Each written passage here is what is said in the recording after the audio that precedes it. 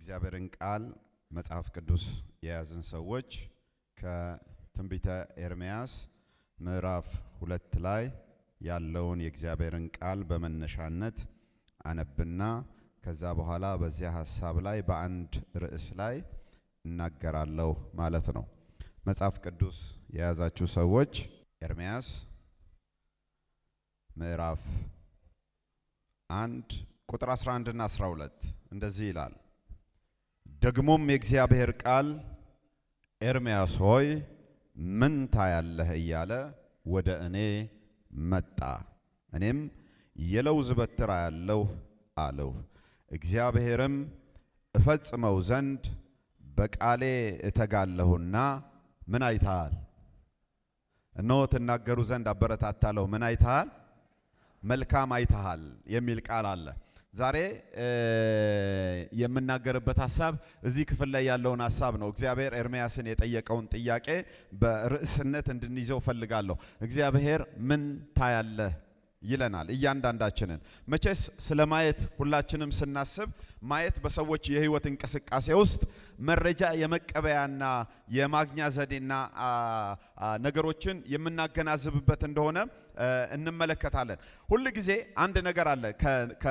ከስብከቴ በፊት ወይም ደግሞ የእግዚአብሔርን ቃል ስንሰማ አንድ ነገር እንድናስተውለው የምፈልገው ነገር ምንድነው? አንድ ሰው ጌታ ኢየሱስ ክርስቶስን እንደ ግል መድኃኒቱ አድርጎ ሲቀበል ይሄ ሰው እውር አይደለም። ይሄ ሰው እውር አይደለም። በክርስቶስ ኢየሱስ በማመኑ ምክንያት ደህንነቱ ሲገባው፣ ደህንነቱን ሲቀበል ይሄ ሰው የሚያይ ሰው ነው። ስለዚህ እዚህ ውስጥ ያለን በክርስቶስ ኢየሱስ አምነን የዳንን ሰዎች ሁሉ አናይም አይደለም፣ እናያለን። ክብር ለኢየሱስ ይሁን። ሃሌሉያ። ክርስቶስ ኢየሱስን እንደ ግል መድኃኒቱ አድርጎ የተቀበለ ሰው ከጨለማ ወደ ምን ወደሚደነቀው ብርሃን ተሻግሯል። ስንሻገር ደግሞ እግዚአብሔር የልብ አይኖቻችንን አብርቷቸዋል። በድነት በኩል ያለውን ወይም ደግሞ በመዳናችን በኩል ያለውን እኔና እናንተ የአይን ብርሃን ያገኘን ሰዎች ነን። ለዚህ ነው መጽሐፍ ቅዱስ ሲናገር በቆሮንቶስ ላይ እነዚህ በክርስቶስ ኢየሱስ ያላመኑትን ሰዎች ሰይጣን አእምሯቸውን ምን አድርጓል ይላል? አሳውሯል ይላል። የኛ ግን በወንጌል ብርሃን በርቶልናል። ሃሌሉያ። ስለዚህ የማየት ችሎታ ስንል እናያለን። ነገር ግን የማየት ችሎታ ብለን ስንነጋገር ከእግዚአብሔር የሚገኝ የአይን የልብ መብራት ነው።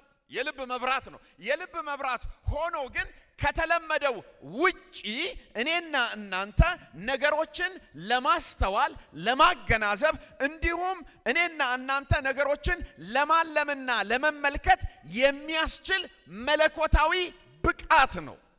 እግዚአብሔር እሱም ብርሃን ያምጣልን። እናያለን፣ ግን ከምናየው ውጪ ፈረንጆቹ ቲንኪንግ አውት ኦፍ ቦክስ የሚሉት ማለት ነው። ከተለመደው ውጪ ከሚታወቀው ውጪ የማገናዘብ የማለም ነገሮችን የመረዳት አቅም ማለት ነው። እሱን አቅም እጸልያለሁ እግዚአብሔር ዛሬ ያምጣ። መጽሐፍ ቅዱሳችንን ስንመለከት አንድ ክርስቲያን እንዴት ነው ከተለመደው ውጪ ማስተዋል መገንዘብ ወይንም ደግሞ ነገሮችን ማለምና መመልከት የሚችለው? እንዴት ነው እኔና እናንተ ማየትን የምናገኘው? መጽሐፍ ቅዱስ ላይ እንደ መግቢያ 3 ነገሮችን እናገራለሁ። ከዛ በኋላ በዋነኛነት ወደምፈልገው የኤርምያስ መጽሐፍ ላይ እመለሳለሁ። እኔና እናንተ ማየትን የምናገኘው መጽሐፍ ቅዱስ እንደሚነግረን ከሆነ የእግዚአብሔር ቃል አይንን ያበራል። ሃሌሉያ።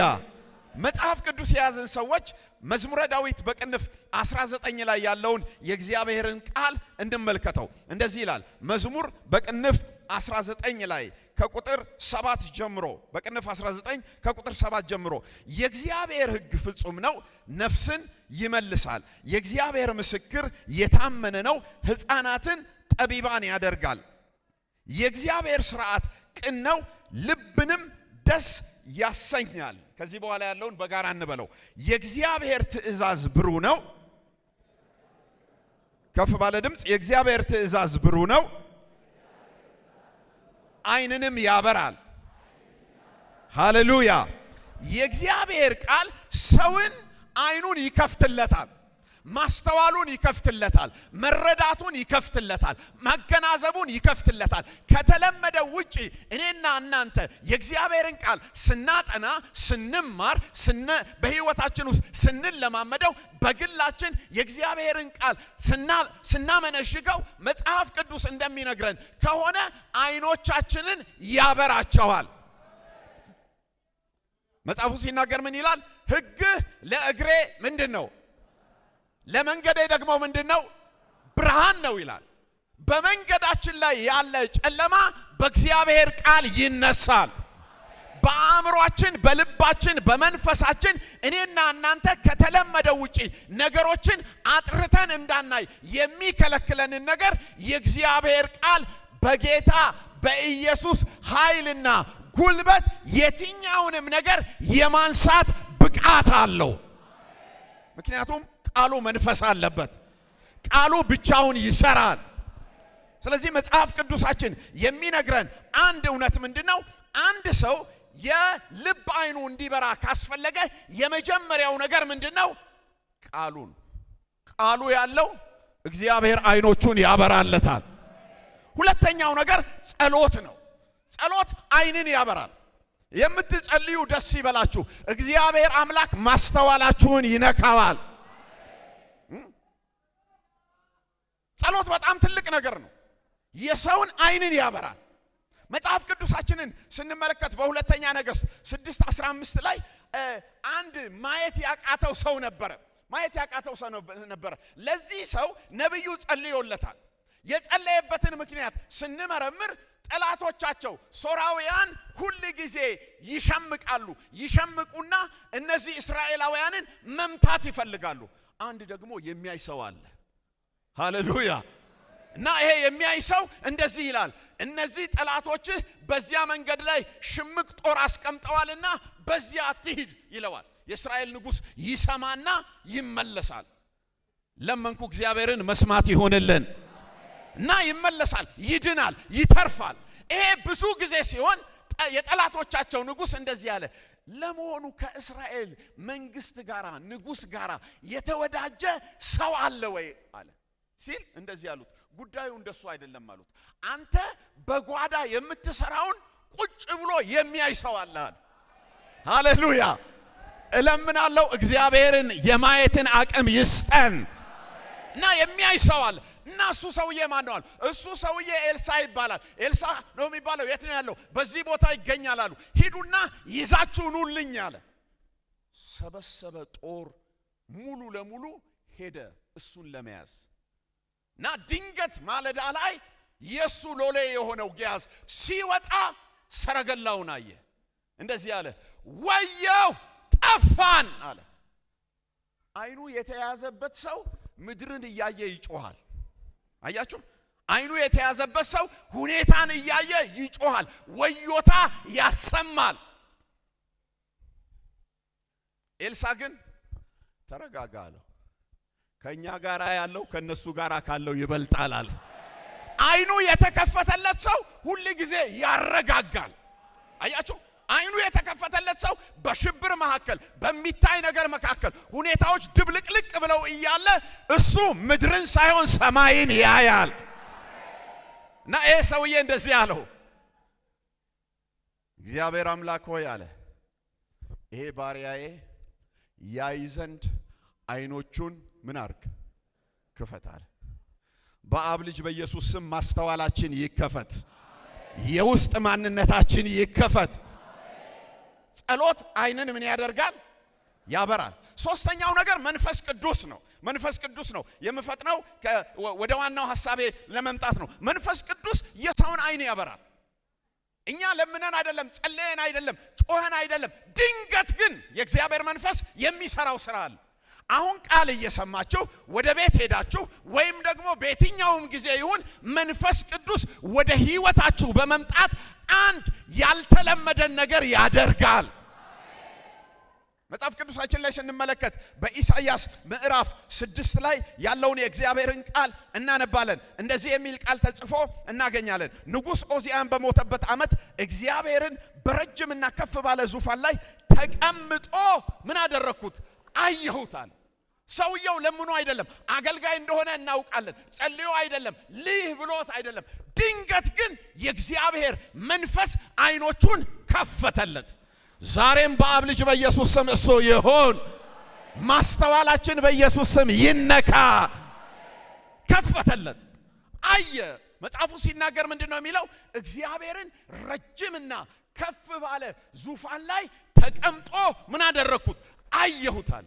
በጣም የሚገርመኝ ነገር ይሄ ሰውዬ እግዚአብሔርን ካየው በኋላ እንደዚህ ብሎ ይናገራል። አሁንም ቀጥለን እናንብብ። ሱራፌልም ከእርሱ በላይ ቆመው ነበረ። ለእያንዳንዱም 6 ክንፍ ነበረው። በሁለቱ ክንፍ ፊቱን ይሸፍን ነበረ፣ በሁለቱም ክንፍ እግሮቹን ይሸፍን ነበረ፣ በሁለቱም ክንፍ ይበር ነበረ። አንዱም ለአንዱ ቅዱስ ቅዱስ የሰራዊት ጌታ እግዚአብሔር፣ ምድር ሁሉ ከክብሩ ተሞልታለች እያለ ይጮህ ነበረ።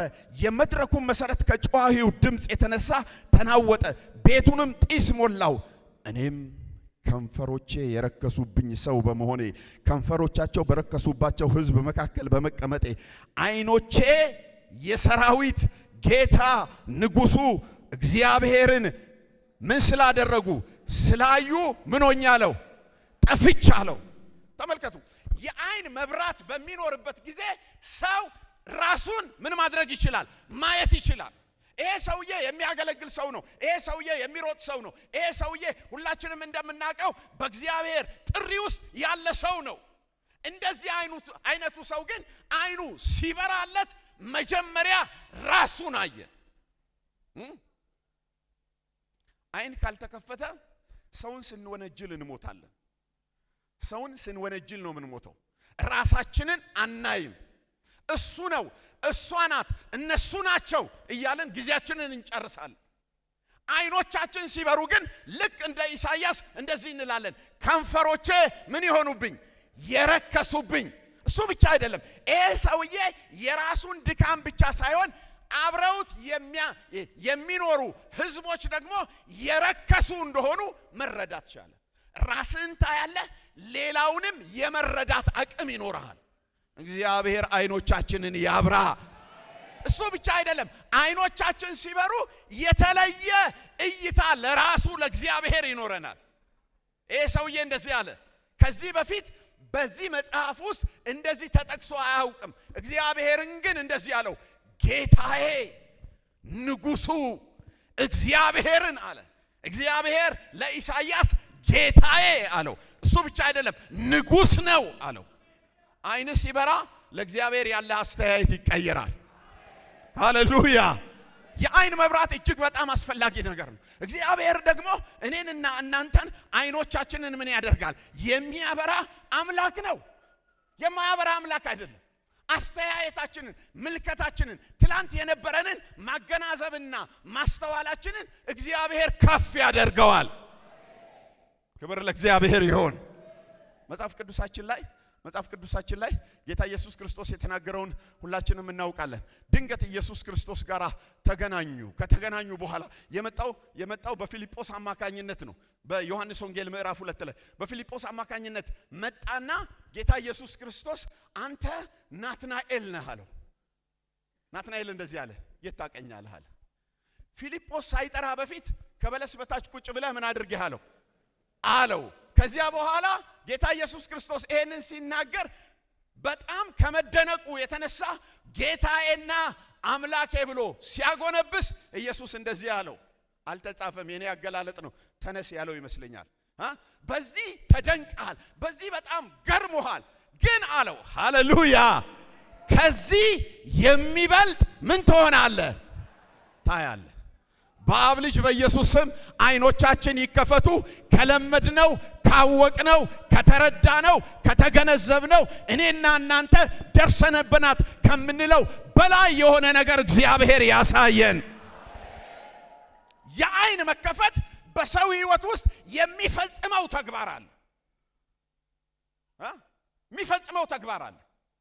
እኛ የጌታ ልጆች ነን አይደለም? እኛ የጌታ ልጆች የሆነውን መጽሐፍ ቅዱስ ሲናገር በዘውልቁ 24 ላይ ሊረግም የመጣ በለዓም የሚባል ሰውዬ ህዝቡን ሊረግም ሲመጣ እግዚአብሔር አይኑን ከፈተለት።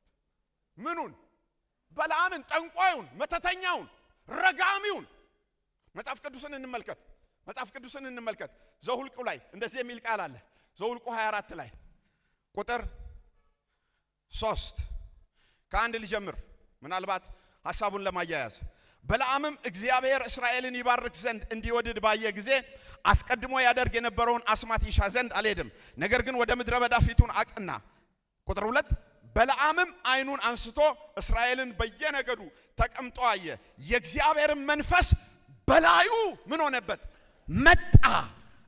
ምሳሌውንም ይመስል ጀመረ፣ እንዲህም አለ። የቢኦር ልጅ በለዓም እንዲህ ይላል። አይኖቹ ምን ይሆኑለት?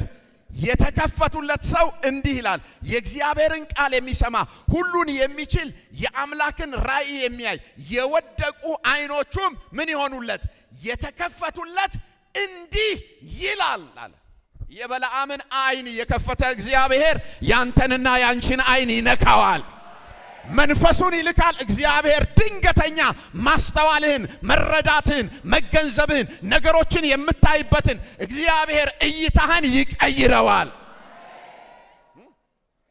አንተማ የዳንክ ነህ፣ እኔማ የዳንኩ ነኝ፣ አንቺማ የዳንሽ ነሽ። ይመጣል መንፈሱ፣ ይመጣል እጁ። ሃሌሉያ። ስለዚህ እኔና እናንተ የአይን መብራት እንዲጨምርልን ከፈለግን አንደኛ ምኑ ያስፈልገናል? ሁለተኛ ጸሎት፣ ሶስተኛ መንፈስ ቅዱስ። አይንን ምን ያደርጋል? ያበራል። አይን ሲበራ ሁለት ወይም ሶስት ጥቅሞችን ልናገር እስካሁን ከተናገርኳቸው። የመጀመሪያውና አንደኛው ነገር ሰው አይኑ በሚበራበት ጊዜ በህይወት ውስጥ ከሚሆኑ ነገሮች መካከል የመጀመሪያው ነገር እግዚአብሔር በሱ ህይወትም በሌላ ህይወትም ያስቀመጠውን የማየትና የመረዳት አቅም ይኖረዋል። ክብር ለጌታ ይሁን። መጽሐፉን ስንመለከት በመጽሐፍ ቅዱሳችን ላይ በዘጸአት ምዕራፍ 2 ላይ ስትመለከቱ ከቁጥር 1 እስከ 2 ባለው ክፍል ውስጥ አዋጅ ነበረ። አዋጁ ምን የሚል ነበረ? ወንድ የተወለደ እንደሆነ ከእስራኤል ይጣል ተብሎ ነበረ። ልክ ይሄ አዋጅ ሲወጣ በዚህ አዋጅ መካከል አንዲት ሴት ወለደች። የወለደችው ወንድ ነው። መጽሐፉ እንደዚህ ይላል። ከወለደች በኋላ ልጁ ምን እንደሆነ አየች፣ መልካም እንደሆነ አየች ይላል። ከኔ በኋላ በሉ እስቲ፣ መልካም እንደሆነ አየች። አዋጅ ወጥቷል። የወጣው አዋጅ ወንድ በሙሉ ምን ይሁን ነው? ወደ ወንዝ ይወርወር፣ ይገደል፣ ይሙት የሚል ነው። ስታይ ግን ይሄ ልጅ እንደማንም አይደለም አለች። አይኗ የተከፈተላት ሴት ናት። በአብ ልጅ በኢየሱስ ስም እሱ ለወላጆች ይሆንላቸው። ዝም ብሎ ልጅ አይደለም። ይሄ ልጅ ስፔሻል ልጅ ነው። በአብርሃም በይስሐቅ በያዕቆብ የተነገረው ተስፋ በዚህ ልጅ ይፈጸማል። እዚህ ልጅ ላይ የሆነ ነገር አለ አለች። መሞት ካለብኝም እሞታለሁ፣ መገደል ካለብኝም ተላልፈሻል ተብዬ እገደላለሁ ስትል 3 ወር ምን አደረገችው? ሸሸገችው ይላል። በአብ ልጅ በኢየሱስ ስም የማየት ጸጋ በእኛ ላይ ይምጣ። አየህ፣ እጅ ላይ ያለውን ነገር ማየት ትችላለህ፣ መረዳት ትችላለህ። ውስጥ ያለውን ነገር ማወቅ ትችላለህ። አይኖች ሲበሩ እኔ ውስጥ ይሄ አለ ማለት ትችላለህ። እኔ ውስጥ ይሄ አለ፣ ይሄ ነገር አለኝ፣ እግዚአብሔር ይሄን ነገር በእኔ ውስጥ አኑሯል ማለት ትችላለህ። በሰዎች ህይወት ውስጥም ያለውን የመረዳት አቅም እግዚአብሔር ይሰጣል። ቤተ ክርስቲያን አሁን ያጣችው በዚህ ዘመን ላይ ሰዎችን ማየት አልቻለችም። ልዩ ልዩ ጸጋ ያላቸው የእግዚአብሔር ልጆች ብዙዎች ናቸው። እዚህ ቤት ስላሉ የእግዚአብሔር ልጆች በውስጣቸው ልዩ ልዩ ነገር ስላለባቸው ልዩ ልዩ የእግዚአብሔር ወንዶችና ሴቶች ልጆች ክብር ለኢየሱስ በእልልታና በጭብጨባ ይሁንለት። ሃሌሉያ። እዚህ ቤት የማይጠቅም ሰው የለም። እዚህ ቤት ውስጥ ተቆርጦ የሚጣል ሰው የለም። እዚህ ቤት ውስጥ የማይረባ ሰው የለም። በእያንዳንዳችን ውስጥ እግዚአብሔር ያኖረው ነገር አለው። ያንን ግን ቤተ ክርስቲያን ምን ማድረግ አለባት? ማየት መቻል አለባት። የማየት ጸጋ በኢየሱስ ስም በእኛ ላይ ይብዛ። አየህ እሱ ነው ትልቁ ነገር ሸሸገችው ይላል አይኖች ሲበሩ እና ያለ እሱ ብቻ አይደለም ሰው አይኑ ሲበራለት ለምን አይነት ተስፋና ለምን አይነት የደህንነት ጥሪ እግዚአብሔር እንደጠራው ይረዳል የልብ አይኖቻችሁ ሲበሩ አለ ኤፌሶን ምዕራፍ 1 ቁጥር 8 ላይ አይኖቻችሁ ሲከፈቱ ለምን አይነት ተስፋ እንደተጠራችሁ ትረዳላችሁ ታውቃላችሁ አይኖቻችሁ ሲበሩ በጥሪያችሁ መደሰት ትጀምራላችሁ ምክንያቱም የተጠራችሁበት መጠራት ምን ያክል ከፍተኛ እንደሆነ የዳናችሁበት ድነት ምን ያክል ትልቅ እንደሆነ እግዚአብሔር ለእናንተ ከቅዱሳን ጋር የሰጠው ርስት የሰጠው ህብረት የሰጠው ዝምድና የሰጠው ሀብት ምን አይነት እንደሆነ ትገነዘባላችሁ አለ ስለዚህ ይሄ ሰውዬ ለነዚህ ለኤፌሶን ቤተክርስቲያን ምን ይላቸዋል እናንተ የልብ አይኖቻችሁ እንዲበሩ እኔ በእግዚአብሔር ፊት ምን ሆናለሁ እጸልያለሁ አያ ቀድም ተናግሬያለሁ ጸሎት አይንን ያበራል አይኖቻችሁ ሲበሩ ግን የዳናችሁበት ድነት ይገባችኋል አለ ዛሬም እጸልያለሁ የተዳንበትን ድነት የምንረዳበት የልብ አይኖቻችን በኢየሱስ ስም ይከፈቱ ይሄ በጣም መሰረታዊና ዋነኛ ነገር ነው እንደሱ ካልሆነ ግን በድነታችን አንረካም ደስ አንሰኝም በጣም ብዙ ሰው በህይወቱ የለቅሶ ነው ኑሮው የለቅሶ ነው አገልግሎቱ የለቅሶ ነው መውጣት መግባቱ የለቅሶ ነው ከእግዚአብሔር ጋር ባለው ህብረትና አንድነት ፌሎሺፕ እንኳን ብዙ ደስተኝነት አይሰማው ምክንያቱ ምንድነው ስንል የውስጥ የማገናዘብ የመረዳት የማወቅ አቅማችን ሊጨምር ያስፈልገዋል እግዚአብሔር እሱን በመንፈሱ ያድርግ ያለበለዚያ ለቅሷችን ምን እየሆነ ይሄዳል እየበዛ ይሄዳል ማንንም እጁንም እግሩንም ሊጭንብህ ይችላል ነገር ፈቀቅ አይልም አይለወጥም ማንንም ደግሞ እግሩንም እጁንም ሳይጭንብህ እግዚአብሔር ማስተዋልህን ሲነካው ሃሌሉያ አንተ ማን እንደሆንክ ይገባሃል እኔ በኢየሱስ እንደዚህ ነኝ ትላለህ ሃሌሉያ ያለበለዚያ ለቅሷችን ይጨምራል መጽሐፍ ቅዱስ ላይ በጣም የሚገርመኝ ነገር እግዚአብሔር አምላክ ከጠራው በኋላ እሱንም እንደ ህዝብ ከተቀበለው በኋላ እቺ ሴት ስትመለከቷት ከቤት ተባራ ነበር ወጣ ነበር እግዚአብሔር ኪዳን ገብቶለታል ለዚህም ሰው ለእስማኤል ማለት ነው እና እሷ ግን ተባረረች ስትባረር በጣም የሚገርመው ነገር ስትሄድ ሁሉ ነገር ጭው ያለ ደረቅ ምድረ በዳ ነው መጽሐፉ ሲናገር እንደዚህ ይላል ይሄ ብላቴና ሲሞት አልየው ብላ ቀስት ተወርውሮ የሚደርስበትን ያህል ቁጭ ብላ ምን ታደርግ ነበር ይላል ታለቅስ ነበር ይላል በጣም የሚገርም ነገር ነው አይኗ ተይዟል አጠገቧ ላይ ግን ምን አለ የተማሰ ጉድጓድ አለ ምንጭ አለ አየ የተማሰ ጉድጓድ እያለ እግዚአብሔር ላንቺ ለኔ ያዘጋጀው እያለ የልብ አይኖቻችን ካልበሩ ለቅሷችን ይበዛል ሞት ነው የምናስበው ውድቀት ነው የምናስበው እግዚአብሔር አይኗን ሲነካላት ምንጩን አየች ሃሌሉያ ዛሬም እላለሁ እያለቀስን ላለን ሰዎች መልእክት አለኝ እግዚአብሔር አይኖቻችንን ይንካው ምናልባት ያንተ ነገር ምናልባት ያንቺ ነገር ጥቂት ሜትር ላይ ነው ያለው ምናልባት ዞር ስትል የምታየው ነገር አለ ግን እሱን ማስተዋል አልቻልንም ዛሬ ጸልያለሁ መንፈሱ ያገኘ ኃይሉ ያገኘ እግዚአብሔር ላንቺ ያዘጋጀውን ማየት ይችላል ያለበለዚያ ለቅሶ ይበዛል በእግዚአብሔር ደስ አይልም ለመጀመሪያ ጊዜ ንጉስ የቀባው ሳሙኤል ሳኦልን ቀባውና ከዚያ በኋላ ቢመለከት ሳኦል በእግዚአብሔር መንገድ ላይ አይደለም እግዚአብሔር አምላክ እንደዚህ ያለው ንቄው አለ ሳሙኤል ከዚያ ቀን ጀምሮ በእግዚአብሔር ፊት ምን ይሆን ነበር ያለቅስ ነበር ማየት አልቻለም በቃ ለሱ ሳኦል ብቻ ነው ያለው ማየት አልቻለም ሳሙኤል እግዚአብሔር መጣና ሳሙኤልን እንደዚህ አለው፣ ሳሙኤል እኔ ለናኩት እስከ መቼ ድረስ ምን ትሆናለህ? ታለቅሳለህ? በቀንድህ ዘይትህን ሙላ፣ ሰው አለኝ አለ። ዓይንህን ቀና አድርግ አለ። እኔ ያዘጋጀሁት አለ። ሰው አለኝ አለ። ሃሌሉያ! ለቅሷችንን የሚሽር የእግዚአብሔር መለኮታዊ ብርሃን ወደኛ ይምጣ። ያለበለዚያ እያለቀስክ ዘመንህን ትጨርሳለህ፣ እድሜህን ትጨርሳለህ፣ ነገርህን ትጨርሳለህ። ማየት በሰው ህይወት ውስጥ መሰረታዊ ጉዳይ። ለዚህ ነው የተጠራውን እግዚአብሔር አንደበቱን ነክቶ ትነቅልና ታፈርስ ዘንድ እኔ በአሕዛብ መካከል አንተን ወስጄሃለሁ ያለውን ኤርምያስን እግዚአብሔር ጠየቀው። ምን ብሎ ጠየቀው? ኤርምያስ ሆይ ምን? አንዱ ለሶስት ምን? አጠገባቸው ያለውን ሰው ጠይቁት። ምን ታያለህ በሉት እስቲ። ድገሙ።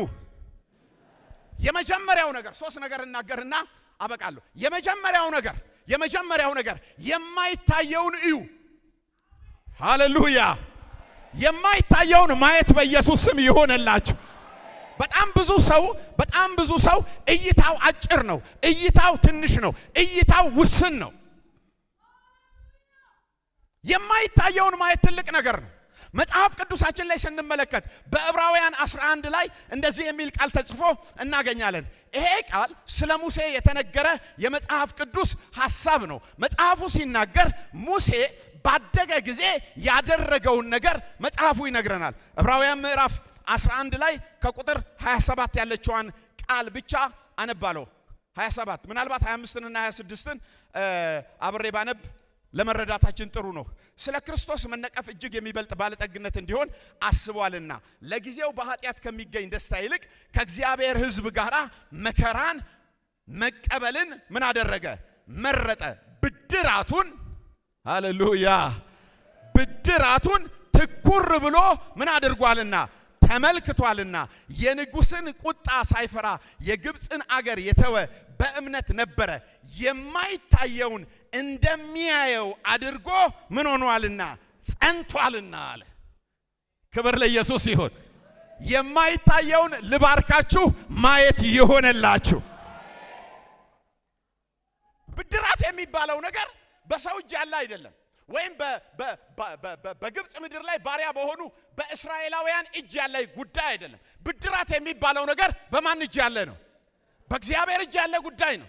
ሰውየው የግብፅ የፈርዖን ልጅ መባልን ባደገ ጊዜ ኖ አለ። ሃሌሉያ! ኖ ማለት የምንችልበትን የውስጥ መብራት እግዚአብሔር ይስጠን። ኖ አለ። ምክንያቱሳ ብድራቱን ትኩር ብሎ ምን አድርጓል?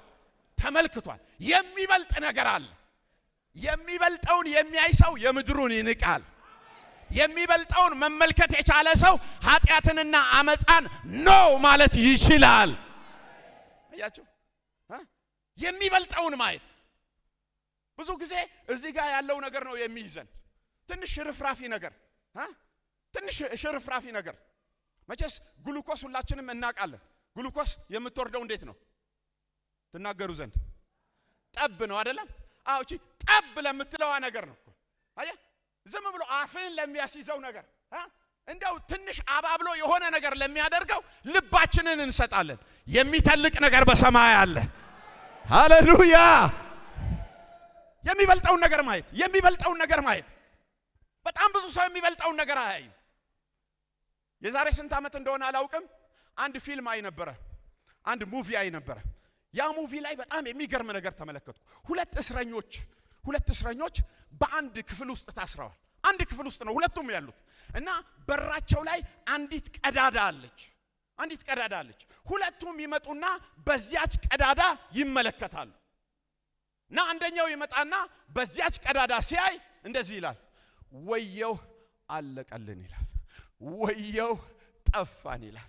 ወየው ፖሊሶቹ ወዲና ወዲያ እየተንቀሳቀሱ ነው፣ የሆነው ደግሞ መዝገብ ይዟል፣ እኛ ልንረሸን ነው ይላል። ሌላኛው ይመጣና ዞር በል ይለውና ገፋ አድርጎ እሱም በዚያች ቀዳዳ ያያል። ሲያይ የስ ይላል። የስ በጣም ይገርማል። አንተ በጣም የሚገርም ነገር ነው። ምን አየህ ሲለው ወፏ ስትበራ ያለው ልንፈታ ነው ይላል። ይሄኛው ሞቱን ያያል፣ ያኛው ደግሞ ምኑን ያያል? ነፃነቱን ያያል። የማይታየውን በኢየሱስ ስም ማየት ይሁንላችሁ። እሱ ነው ትልቁ ነገር። የሚታየውማ ይታያል። ከህይወት በስተጀርባ፣ ከኑሮ በስተጀርባ፣ ከአገልግሎት በስተጀርባ አሁን ካለው ውስብስብ ሁኔታ የምትገምተው ነገር አለ። ግን ከዚህ ባሻገር ሃሌሉያ የጌታዬ እጅ አለ። ነገርን ወደ በጎ ይቀይረዋል። እግዚአብሔር ከዚህ መራራ ውስጥ ጣፋጭ ያወጣል የሚል እይታ ያስፈልገናል። የማይታየውን ምን ማድረግ ትናገሩ ዘንድ የማይታየውን ማድረግ ማየት፣ እሱ በጣም መሰረታዊ ነገር። መጽሐፍ ቅዱሳችን ላይ ስንመለከት ሁለት ሰዎችን እናያለን አይደለም? ሁለት ሰዎችን እናያለን እኮ ሎጥና አብርሃም የሚባሉትን። ሁለቱ ሲጋጩ፣ ሁለቱ የነሱ እረኞች ሲጋጩ አብርሃም ለሎጥ ነገረው፣ እባክህን አንተ ቀኙን ብትይዝ እኔ ግራውን፣ አንተ ፊቱን ብትይዝ እኔ ኋላውን፣ እባክህን አንጣላ ወንድማማች ነን አለው። በዚህ ጊዜ መጽሐፍ ቅዱስ እንደዚህ ይላል፣ ሎጥ አይኑን አነሳና እንደ ገነት በጣም በልምላሜ የተሞላችውን ማንን አየ? ሰዶምንና ጎሞራን አየ። ለከብቶቹ ሲል እቺ የልምላሜ ምድር ጥሩ ናት አለ። የማይታየውን የሚያይ ሰው በእግዚአብሔር ጥፋትና በእግዚአብሔር ቁጣ ስር ያለ ነገር ላይ እግሩን አያስገባም። የጊዜው ነገር አይደልለውም። የሚታየው ብልጭልጩ ነገር ለሱ ሳቢ አይሆንለትም። ሎጥ ተሳበ። እሱ መርጦ ሲያበቃ እግዚአብሔር ወደ አብርሃም መጣ ይላል። እግዚአብሔር ወደ አንተ ይምጣ። እግዚአብሔር ወደ አንቺ ይምጣ።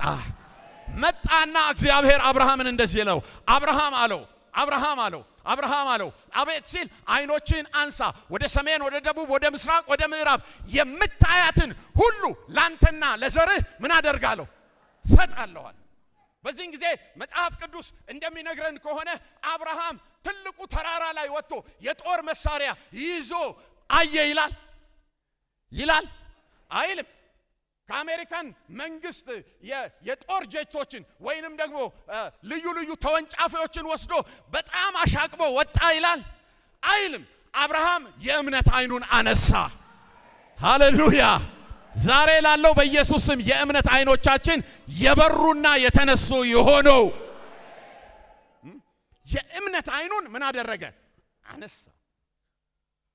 አነሳ አየ ይላል። አብርሃም እስከኛ ድረስ ከኛም ትውልድ በኋላ ያለው ሃሌሉያ። የማይታየውን ምን ማድረግ? አንድ ሁለት ሶስት። የማይታየውን ምን ማድረግ? ማየት። የማይታየውን ማየት። አንድ ጽሁፍ ያነበብኩ ይመስለኛል፣ ወይንም ደግሞ ማን ሲናገር እንደሰማሁ አላቅም። ሁለት ተማሪዎች፣ አስተማሪና መምህር በጣም ጎበዞች ናቸው። በጣም ጎበዞች። መምህሩም ጎበዝ ነው፣ ተማሪውም ጎበዝ ነው። እና መምህሩ በሚያስተምርበት ጊዜ ተማሪው አንዲት የዛፍ ፍሬ ይዞ መጣ ይባላል። የዛፍ ፍሬ ይዞ መጣና ቲቸር አለው፣ አቤት ምን ታያለህ አለው። ምንድነው የምታየው አለ። መምህሩ አሰብ አደረገና አሁን የማየው አንተ እጅ ላይ አንዲት የዛፍ ፍሬ ናት የማየው፣ ግን እይታዬን ከጠየቅ ካለው እኔ የማየው በዚች የዛፍ ፍሬ ውስጥ ደን አያለሁ አለ። የማይታየውን ምን ማድረግ? አንድ ሁለት ሶስት። የማይታየውን ምን ማድረግ? ማየት። አንድ ፍሬ ናት፣ ግን ውስጧ ምን አያለሁ? ደን አያለሁ። አንተ አንድ ቡጡቾ ትሆናለህ ብቻህን ያለ፣ ባንተ ውስጥ ግን ክብር አለ። ባንተ ውስጥ ግን የእግዚአብሔር እጅ አለ።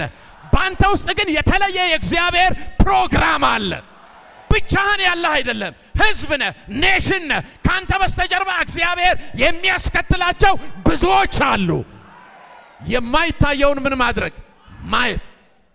የማይታየውን ማየት። ራስህን ብቻ ካየህማ ራስህ ነህ እኮ በቃ አንድ እኔ ነኝ ብቻ ብዬ ነው የምቆመው። ኖ አንድ እኔ አይደለሁም። ከተስፋዬ በስተጀርባ ብዙ ነገር አለ። ካንተ በስተጀርባ ብዙ ነገር አለ። አንድ አብርሃምን ጠራና አበዛው። አንድ አንተነ እግዚአብሔር ያበዛሃል። ብቻዬን ነኝ በቃ የኔ ነገር ሊያበቃ ነው አትበል።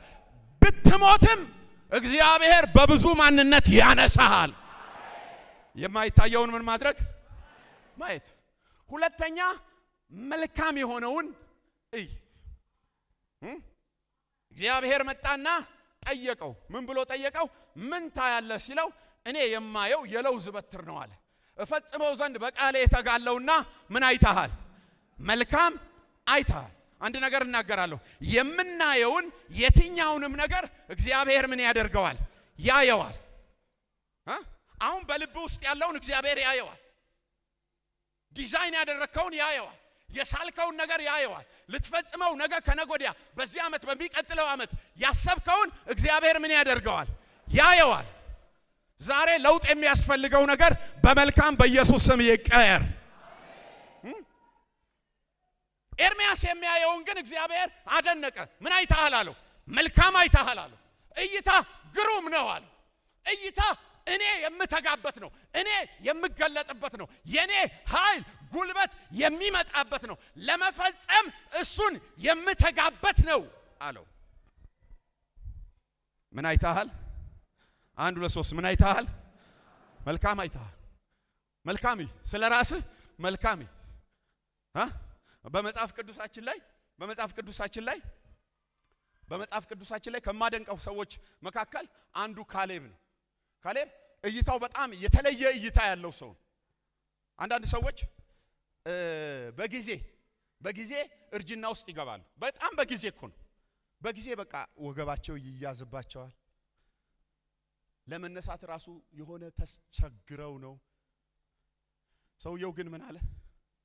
እኔ ሙሴ ሲናገረኝ አለ ስንት ዓመት ነበርኩ? 40። አሁን ደግሞ ስንት ዓመቴ ነው? 85 ነው። 85 ሆኜ ግን ያኔ እንደነበርኩት አለ። ሃሌሉያ! ዛሬም ምንድነኝ? ጉልበታም ነኝ። እስቲ ጩሁና ጉልበታም ነኝ በሉ። ሃሌሉያ! ምኖች ነን? ጉልበታም ነን። እይታህን አስተካክል። አንዳንዶቻችሁ ሼባ በመስላችሁም ጉልበታም ነኝ። ሃሌሉያ! እኚህ ሼባ ሰውዬ ምን ሆነው ነው ምናምን የምትሉ ሰዎች ጉልበታም ነኝ ዛሬ። ጉልበታም ነኝ። ለራስ ያለ ስዕል፣ ለራስ ያለ አመለካከት ዛሬ እጸልያለሁ በአብ ልጅ በኢየሱስ ስም ይቀየር። ዛሬ ምንድነኝ አለ? ጉልበታም ነኝ አለ። ለመውጣት፣ ለመግባት፣ ለመዋጋት እችላለሁ። የተነገረኝን ለመውረስ አቅም አለኝ አለ። አልደከምኩኝ አለ። የሚያበረታ የእግዚአብሔር መንፈስ ይምጣ። ብዙ ሰው መልካም አይታየው። 12ቱንም ሰላዮች እናውቃቸዋለን። 12ቱንም ሄደው የሰለሏት ምድር ተመሳሳይ ናት። ሪፖርት ላይ ተመሳሳይ ናቸው። ምንም ችግር የለባቸውም። እዚያ መልካም የምታፈልቅ ምድር ናት። አዎ ይስማማሉ። ጦረኞች አሉ። አዎ ንፍሊምስ አሉ። አዎ ሰረገላ ፈረሶች አሏቸው። ልክ ነው። 12ቱም ይስማማሉ። መጡና ግን እይታ ላይ ተለያዩ። 10ሩ እንደዚህ ያሉ፣ እኛ በነሱ ፊት አንበጣነን፣ ወተን መዋጋት አንችልም አሉ። 2ቱ ግን ኖ አሉ። እኛ በነሱ ፊት አንበጣ አይደለንም። ሃሌሉያ! እነሱ ለኛ እንደ ቡዴና ይሆናሉ አለ። እግዚአብሔር ከኛ ጋር ነው። እንወጣለን፣ እናሸንፋለን አሉ።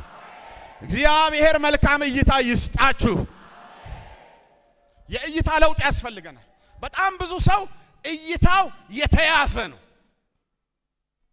በሮሜ መጽሐፍ ላይ 4ኛው ምዕራፍ ቁጥር 19 ላይ አንድ የሚገርም የመጽሐፍ ቅዱስ ሐሳብ አለ። ይሄ ለአብርሃም የተነገረ የእግዚአብሔር ቃል ነው። እንደዚህ ይላል፣ የ100 ዓመት ሽማግሌ ስለሆነ እንደሙት የሆነውን የራሱን ስጋና የሳራን ማህፀን ሙት መሆኑን በእምነቱ ሳይደክም ተመለከተ። ሃሌሉያ! አያችሁ? በፍጹም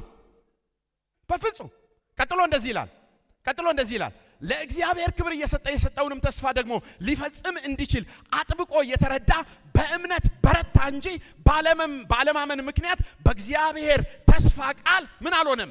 አልተጠራጠረም። ዛሬ ጸልያለሁ በአብ ልጅ በኢየሱስ ስም መልካም ማየት ይሆንላችሁ። ሰውየው እኮ ጨርሷል፣ ሴትየዋም ጨርሳለች እኮ 99ና 100 ያሉ ሰዎች ናቸው። ግን መጽሐፉ የሚናገረው እኔም ሞቻለሁ ሴቲቱም ሞታለች አላለም። በእምነት አየ። ኦፕራሲዮን ሳትደረግ አለ አምጣ ሚስቴ ትወልዳለች አለ። ሃሌሉያ! እግዚአብሔር ይሄንን እምነት በውስጣችን ይጨምርልን። መልካም ማየት እሱ ነው። ነገሩ የተያዘ ነው፣ የተመታ ነው፣ የደቀቀ ነው፣ ሁሉ ነገሩ የሞተ ነው። ቢሆንም ጌታዬ አለ፣ ቢሆንም ይረዳኛል፣ ቢሆንም የተናገረውን ይፈጽማል። ሃሌሉያ! እሱ ነው መልካም የሆነውን ምን ማድረግ? 1 2 3 መልካም የሆነውን ምን ማድረግ? ማየት። መልካም የሆነውን ማየት። ልክ ነው፣ ውድቀት አለ፣ ልክ ነው፣ ኪሳራ አለ፣ ልክ ነው፣ ባዶነት አለ። የኔ ጌታ ግን ክፉን ወደ መልካም ይቀይራል። ልክ ነው፣ ነገሩ ተበላሽቷል።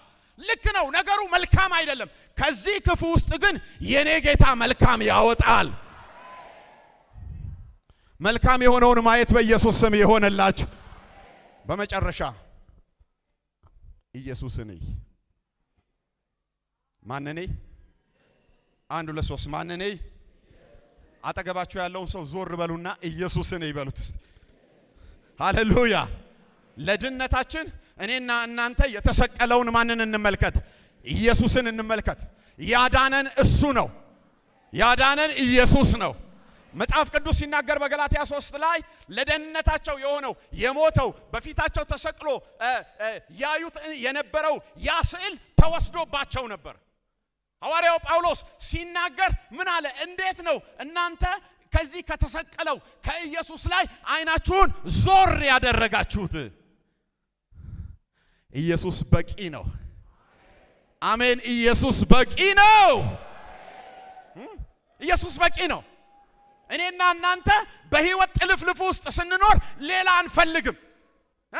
ቢገለንም እርሱ ይሻለናል፣ ባያድነንም እርሱ ይሻለናል።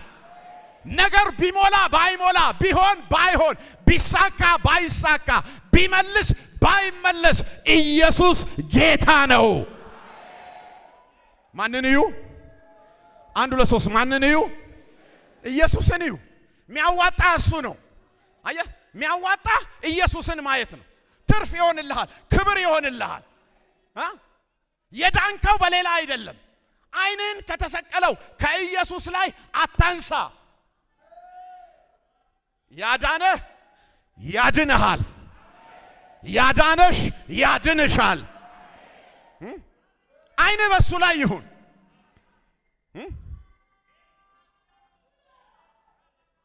ነገሩ በጣም አስቸጋሪ በነበረበት በዚያ ሰዓት ላይ ጌታ ኢየሱስ ክርስቶስ አትፍሩ እኔ ነኝ ባለበት ጊዜ ጴጥሮስ አንተ ከሆንክ ወደ አንተ እንድመጣ እዘዘኝ አለው። መጽሐፉ ሲናገር ኢየሱስ ና አለው። በዚህ ጊዜ በዚያ በማዕበልና በወጀቡ ላይ ጴጥሮስ ምን እየሆነ እየተራመደ መሄድ ጀመረ። ወዲያውኑ አይኑን አነሳ ከማላይ ከኢየሱስ ላይ ንፋሱን አይቶ ፈራ ይላል። አየህ፣ አይን ሲነሳ ልክ እንደ ጴጥሮስ ትሰጥም አለ። ዛሬ ላለው አይን በኢየሱስ ስም ይመለስ። ጴጥሮስ እየሰጠመ ሲመጣ ደነገጠና አይኑን መለሰ። ወደማ ወደ ኢየሱስ ጮኸ። ምን ብሎ? ጌታ ሆይ ምን አድርገኝ? አድነኝ አለ። ኢየሱስ ቀዥቃዣ ግባ አለው እንዴ? አላለም። የኔ ኢየሱስ እጁን ዘረጋ። ሃሌሉያ! ይዘሃል፣ ያወጣሃል። ኢየሱስን እየው ኢየሱስን። አይኖች በሱ ላይ ይሁኑ። ነገሩ ያስፈራል።